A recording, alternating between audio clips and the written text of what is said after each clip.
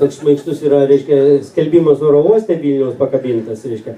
Čia su emigracija susijus tema. Marijonas buvo teisus, mūsų 3 milijonai, Lietuvoje tik 2, visi kiti užsienį, bet mūsų pasaulyje tik 3 milijonai, taip ir parašyti. Viskas teisingai. Sako, Marijono daina nebeaktuali. Aktuali labai, reiškia, skelbimas oro uoste. Paskutinis išvykstantis iš Lietuvos oro uoste užgesinkite šviesą.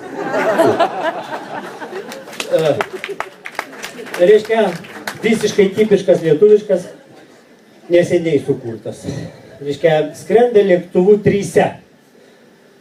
Landsbergis, Kubilius ir Grybauskaitė.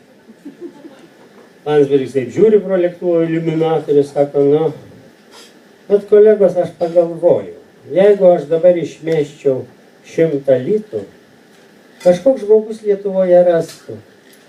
Ir vienas žmogus Lietuvoje būtų laimingas. Kubilius, pagalvokit, profesorių, kas? Aš, pavyzdžiui, galiu 3 po 100 išmesti. 3 žmonės ras ir 3 laimingi Lietuvoje bus. Grybauskaitė, ne. Aš, pavyzdžiui, išmesčiau 100 po litą. Kai, žinokit, rastų 100 žmonių Lietuvoje laimingi būtų.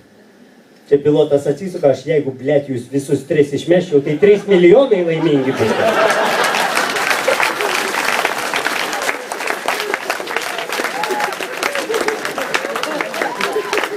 Na, apie naujus rusus mes turbūt nieko nepasakosim, nes viskas išpasakota.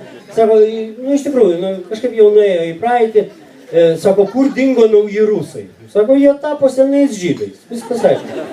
Bet vieną papasakosiu, kuris man tikrai yra labai senas, jisai labai trumpas, bet man pats fainiausias iš visų. Reiškia, naujas rusas sustoja pamiškai, biškai nusičiorkšt, nusunk bulvę.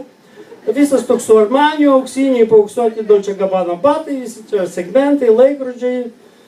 Patako Filipė, žinai, išeina, nuėjo į miškelį, nusimyžo ir pasiklydo tarp 3 pušų. Telefonas mašinui.